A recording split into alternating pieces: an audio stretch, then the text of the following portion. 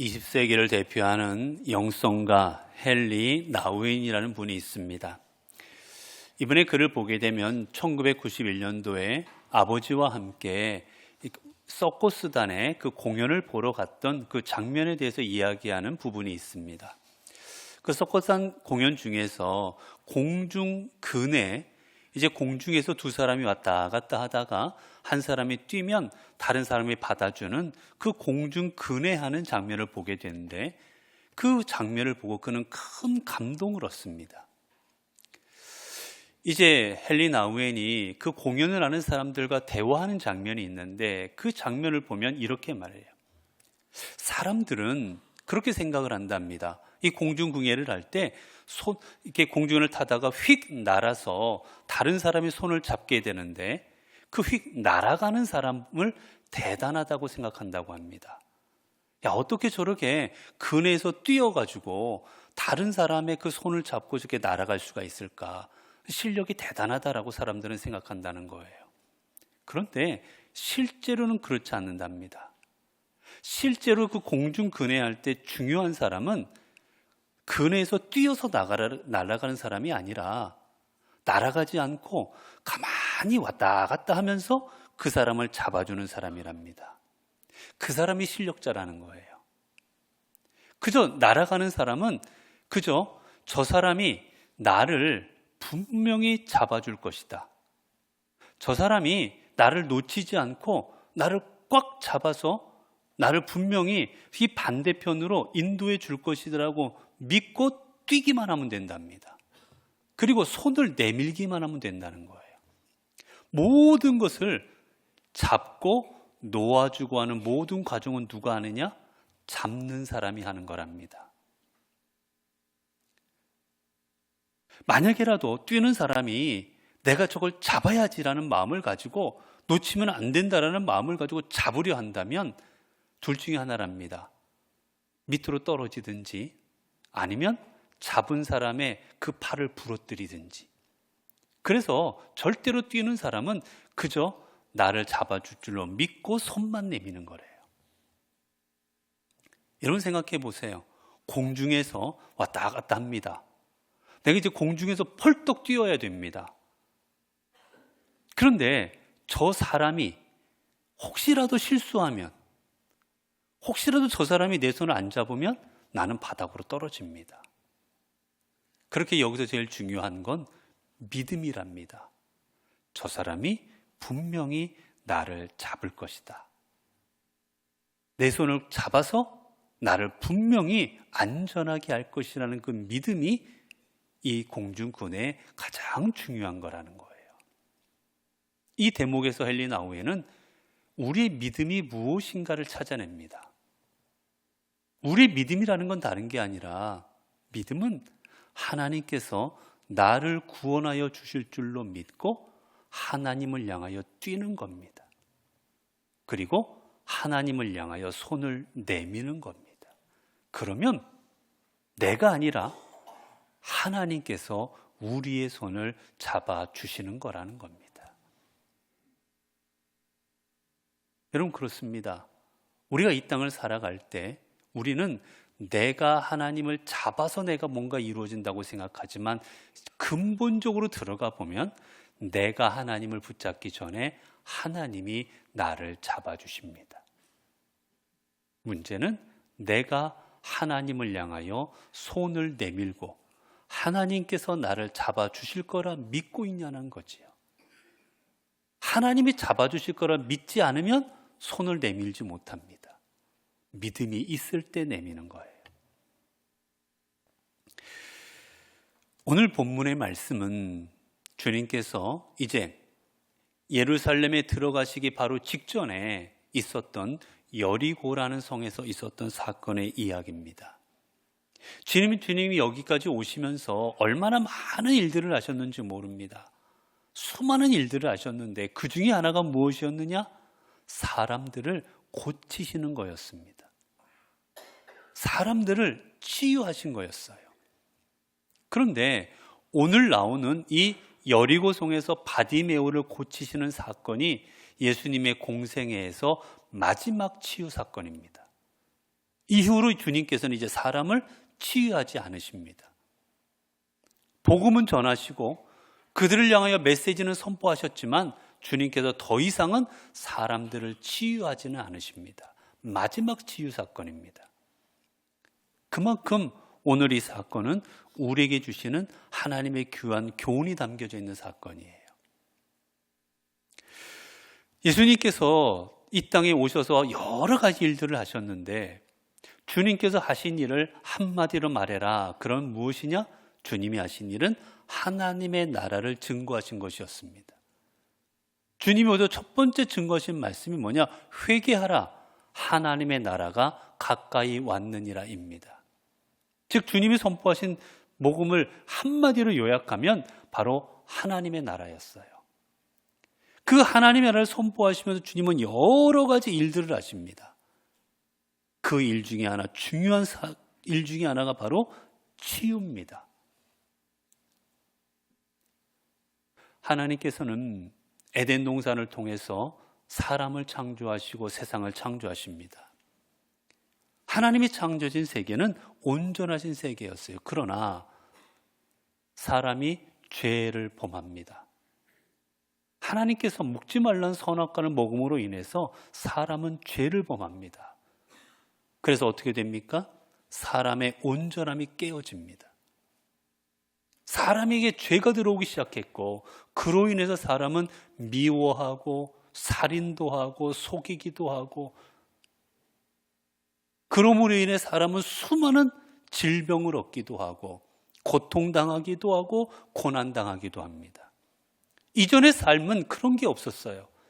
그러나 우리가 죄를 범함으로 말미암아 우리의 삶에는 수많은 고통들이 뒤따르기 시작했습니다. 그 중에 하나가 질병입니다.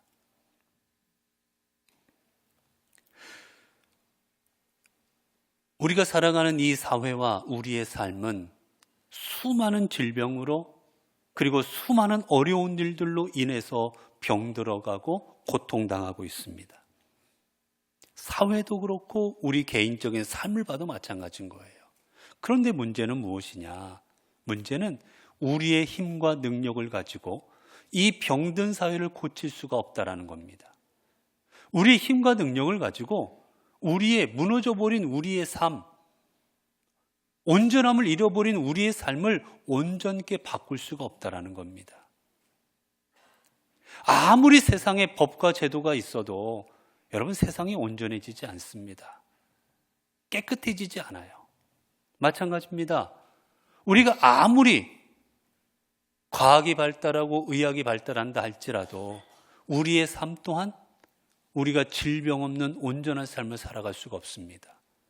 언제 우리는 죄를 범하게 되고 육체적으로도 수많은 질병에 노출되어 우리는 삶을 살아갑니다. 즉 우리가 살아가는 삶은 세상이든 아니면 가정이든 아니면 우리의 개인적인 삶이든 병든 삶을 살아갈 수밖에 없는 게 우리의 현실이라는 겁니다. 그리고 이 우리의 병든 삶 가운데서 살아가고 있는 우리들의 이 삶을 온전케 하시기 위해서 하나님께서는 이 땅에 예수 그리스도를 보내십니다. 그리고 그 예수님을 통해서 죄의 문제를 해결함 받게 하시고 예수 그리스도를 통해서 우리의 삶에 무엇이 진리인지를 깨닫게 하시고 그래야 우리의 삶이 우리의 육체가 우리의 사회가 온전케 되게 하신 분이 바로 하나님이십니다. 결국 주님께서는 이 땅에 오셔서 복음을 전하시고 하나님 나라를 선포하심으로 말미암아 우리를 자유케 하시고 우리로 하여금 질병으로부터 세상의 무엇으로부터도 우리가 온전해지는 삶을 살아가도록 주님은 우리를 인도하여 주셨습니다.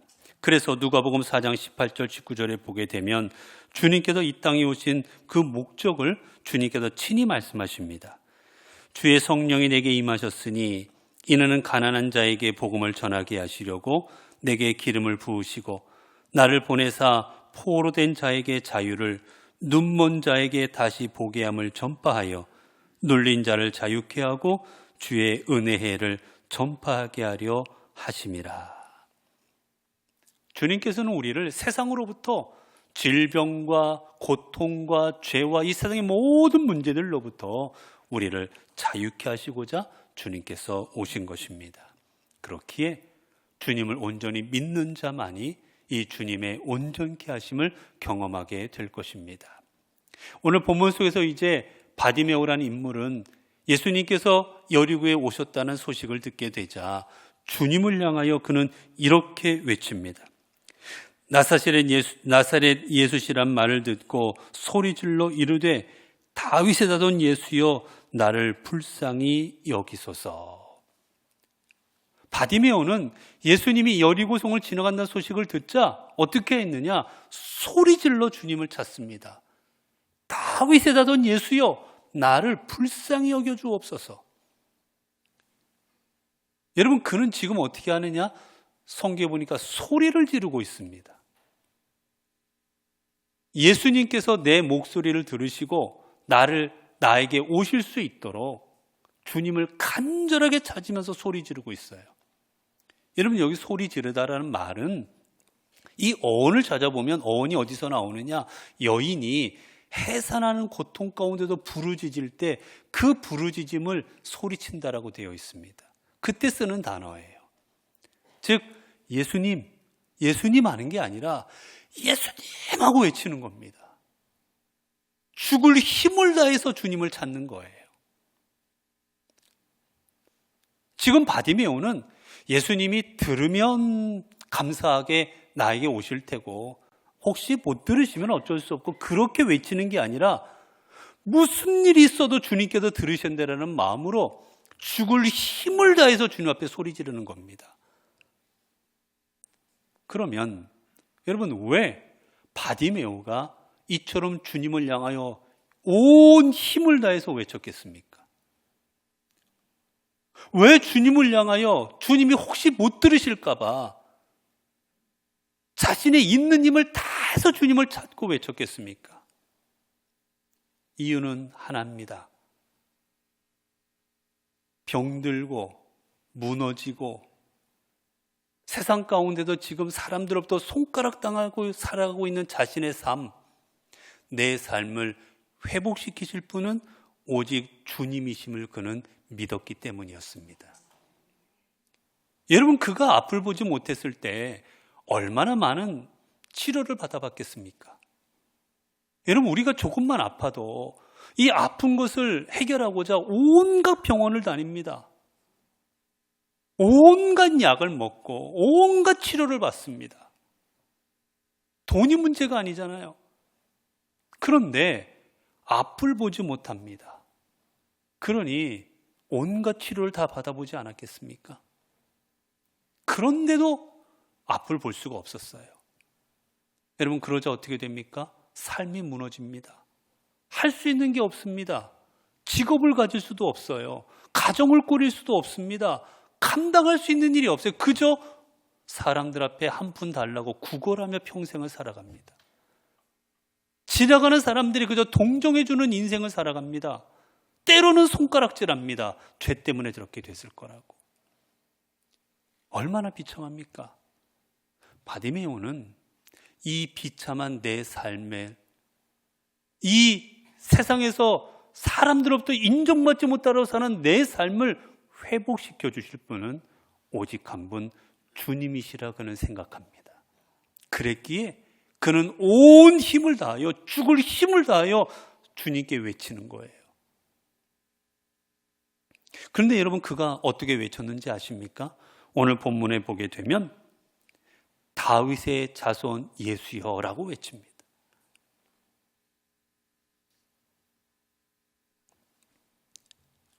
다윗의 자손 예수여.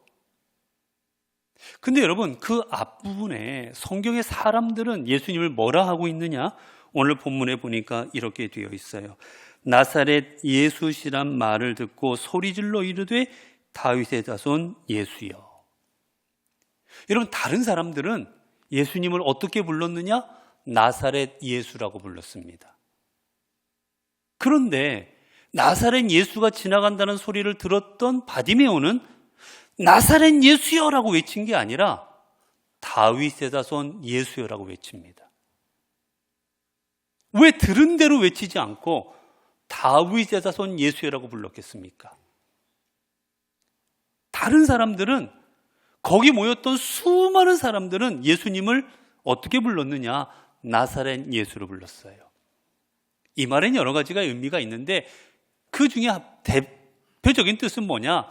나사렛 출신의 예수, 즉 나사렛에서 온 좋은 선생님, 나사렛에서 와서 우리에게 좋은 말씀을 전해주는 랍비, 나사렛에서 와서 우리에게 하나님의 말씀을 전해주는 선지자 정도, 그 정도로 예수님을 여겼다라는 겁니다. 그런데 여러분, 바디메오는 그렇게 여기질 않습니다. 다윗의 자손이라고 소리 질러 버립니다. 다윗의 자손은 건 무엇을 의미하느냐? 다윗의 자손은 메시아를 의미합니다. 예수님은, 즉 메시아는 다윗의 자손의 후손으로 태어난다고 성경에 되어 있기에 다윗의 자손이라고 외친 건 메시아이신 예수여라고 외치는 거예요. 즉 사람들은 훌륭한 선생님, 그리고 훌륭한 선지자, 그 예수님하고 외치고 있지만 바디메오는 당신은 내 삶을 구원하실 분이고 앞을 보지 못하는 나를 보게 하실 메시아이시고 나의 죄 문제를 해결하실 메시아이시고 나를 사망에서 생명으로 옮기실 메시아가 당신이십니다. 그 메시아이신 예수 그리스도시요 나를 좀 회복시켜 주십시오라고 고백하고 있는 거예요. 여러분, 예수님 주변에 얼마나 많은 사람들이 따라다녔는지 모릅니다. 예수님이 가시는 곳마다 사람들이 따라다녔어요. 그러나 이 여리고에서 주님의 능력을 체험한 사람은 바디메오입니다. 왜 그렇습니까? 다른 사람들 예수님을 그저 선생님, 선지자, 좋은 말씀을 주시는 분 정도로 여겼던 거예요. 그러나 바디메오는 예수님은 그러한 분이 아니라 나의 구원자가 되십니다라고 고백했기 때문입니다.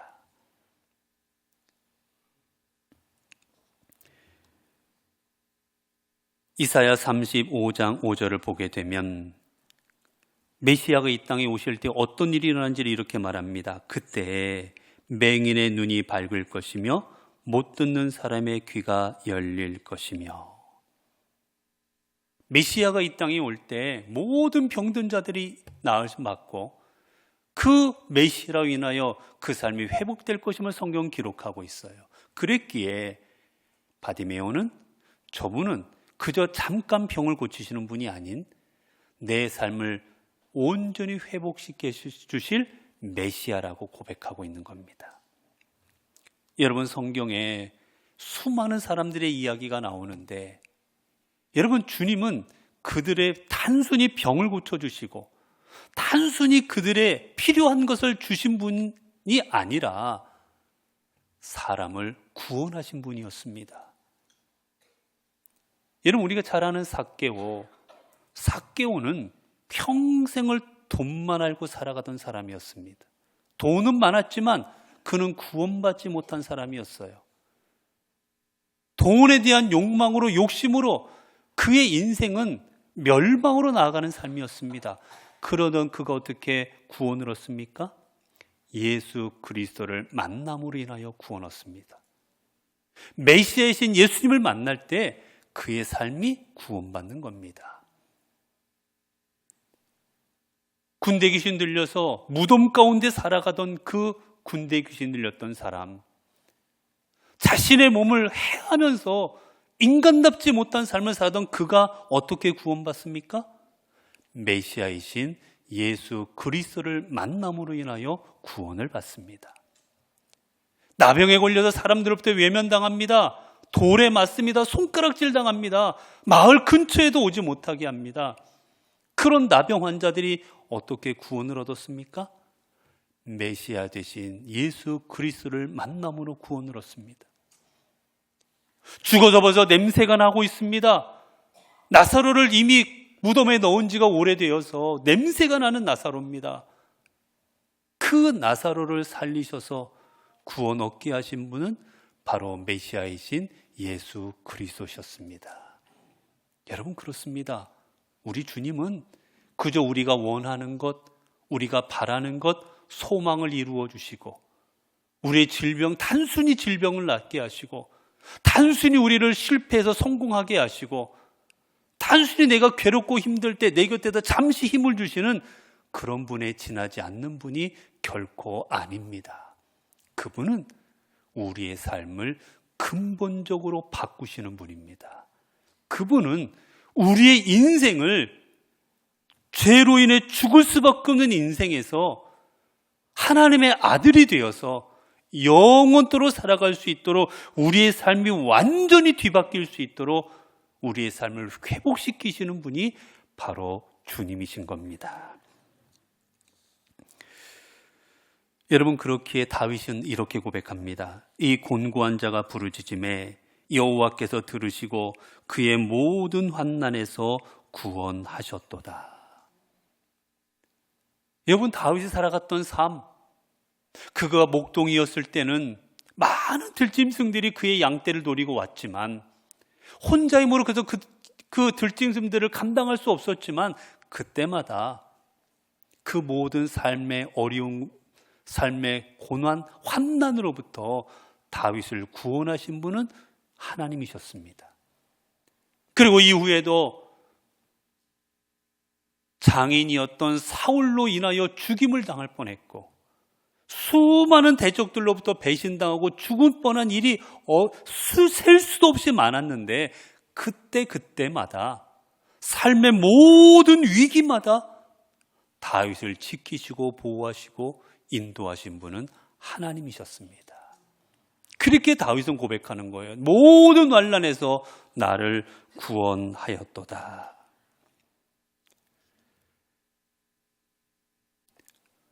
여러분, 그런데 사람들은 하나님을 그러한 존재로 믿지를 않고 단순히 그저 내 인생에 잠깐 도움이 되고 내가 어려울 때 그저 나를 이끌어 주실 분 정도로 여기기에 여러분, 우리의 삶에 변화가 없는 겁니다.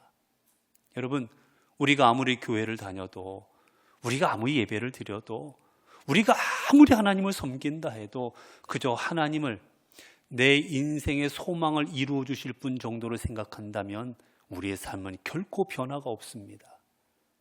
질병이 낫더라도요, 내가 실패하다 성공했더라도요, 내가 절대 이루어질 수 없는 일이 이루어졌다 할지라도 우리의 인생, 여러분, 변화되지 않습니다. 이재철 목사님의 글을 보게 되면 그 목사님께서 실제로 경험했던 우리나라의 어른격인 그 교회에서 경험했던 핫사건의 이야기를 합니다. 그 교회 교사 중에, 목사님 그때 전도사 시절에 교회 학교를 맡고 있었는데 한 분이 불치병에 걸렸어요. 암에 걸렸습니다. 그 병원에서 사형 선고를 받았어요. 얼마 못 산다고. 온 교우들이, 교사들이 함께 기도했습니다. 제발 낫게 해달라고. 젊은 나이에 데려가시면 어떡하냐고, 하나님의 일을 더 감당하게 해달라고 열심으로 교인들이 기도했어요. 기적적으로 그분이 병에서 회복되었습니다. 얼마나 놀라운 일이 벌어지면, 여러분, 그럼 그 삶이 변화되어야 되지 않겠어요? 근데 그분이 병이 낫자마자 제일 먼저 간 곳이 어디였는지 아십니까? 낫게 해서 감사해서 예배당에 온 것도 아니고, 감사해서 가족에게 달려간 것도 아니고, 제일 먼저 병이 낫자마자 그 소식을 듣고는 내연녀에게 뛰어갔답니다. 여러분, 우리 삶은 죽었다 깨어난다 할지라도 하나님을 내 인생의 구원자로 여기지 않는다면 우리의 삶은 변하지 않습니다. 그저 좋은 일 하나 경험했고 기쁜 일 하나 경험했을 정도로 지나가지 우리의 인생이 바뀌어지진 않습니다. 우리의 인생이 바뀌어지는 건 오직 예수 그리스도를 내 인생의 메시아로 고백할 때뿐입니다. 여러분, 이렇게 주님을 내 인생의 구세주로 고백할 때 그때 하나님께서 어떻게 하십니까? 그때 하나님께서 우리에게 필요한 것을 채워주시는 겁니다. 오늘도 주님께 바디메오가 다윗의 자손 메시아여 나를 좀 돌아보시옵소서 고백하자 주님 물으십니다. 내가 무엇을 하여 주기를 원하느냐? 그때 바디메오가 고백하죠. 주여 보기를 원하나이다. 그자 주님께서는 그의 원대로 그를 고쳐주십니다. 여러분 그렇습니다. 먼저 주님을 메시아로 고백하고 믿고 의지하고 나아갈 때 그때 하나님의 은혜가 우리에게 임하여지는 겁니다. 우리는 먼저 은혜를 경험하기 원합니다. 먼저 이적을 경험하기 원합니다. 먼저 내가 원하는 대로 되기를 원합니다. 그러면 구원이 있을 거라 생각해요. 하지만 거꾸로입니다. 주님을 내 인생의 주인으로, 내 인생의 메시아로 고백할 때 하나님의 놀라운 역사가 임하여지는 겁니다. 여러분 그렇게 다윗은 어떻게 고백합니까? 젊은 사자는 줄일지라도 여호와를 찾는 자는 모든 좋은 것에 부족함이 없으리로다. 여러분 그렇습니다. 우리가 주님을 찾을 때, 여러분 여기서 찾다라는 말은 어떤 의미냐? 가까이 하다라는 뜻이에요. 가까이 하다. 우리가 하나님을, 우리 주님을 내 인생의 구세주로 고백하고 하나님을 가까이 할 때 그때 하나님은 우리의 삶에 좋은 곳을 부족함 없이 채워주시는 겁니다.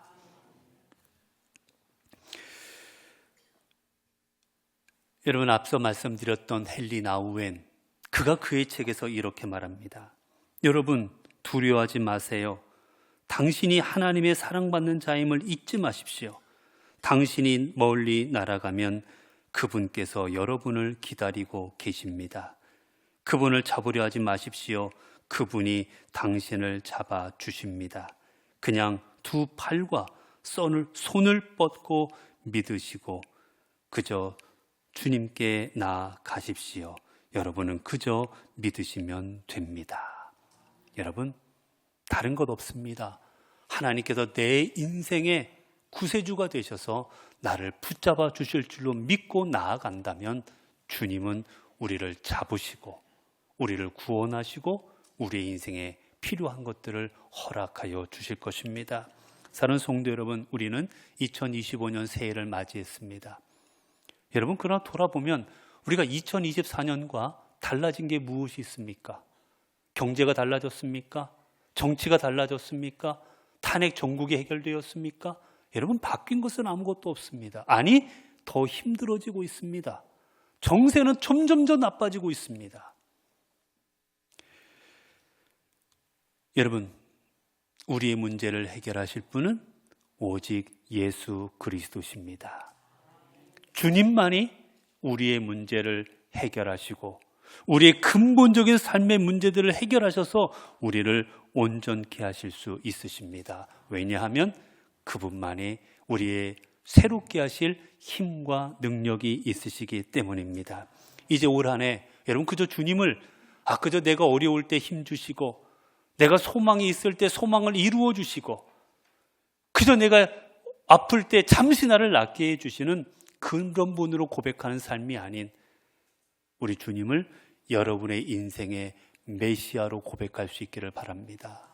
내 삶을 구원하시고 나를 영생으로 인도하심으로 고백할 때 그때 하나님께서는 여러분의 질병을 낫게 하시고 여러분의 삶의 어려운 부분들을 해결하여 주시고 여러분의 삶을 회복시켜 주실 것입니다. 기도하겠습니다. 은혜로우신 하나님, 저희들의 삶을 돌아보면 우리 주변은 절망할 수밖에 없는 수많은 일들로 채워져 있습니다. 경제적으로도 사회적으로도 정치적으로도 너무나도 혼란스럽고 너무나도 어렵습니다. 도무지 소망이라고는 찾아볼 수 없는 것 같은 상황이지만 오늘 주님께서 주신 말씀으로 힘을 얻습니다.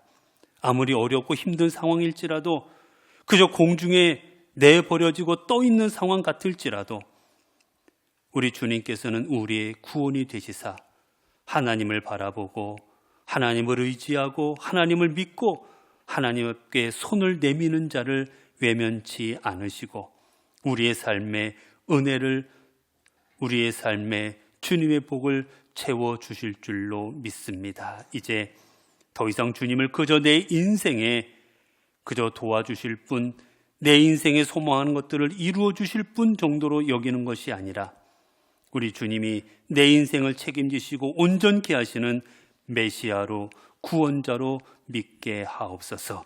그래야 날마다 채워주시는 은혜 가운데 우리의 삶이 구원과 은총을 경험하는 날들이 되게 하옵소서. 우리 주 예수 그리스도의 이름으로 기도드리옵나이다. 아멘.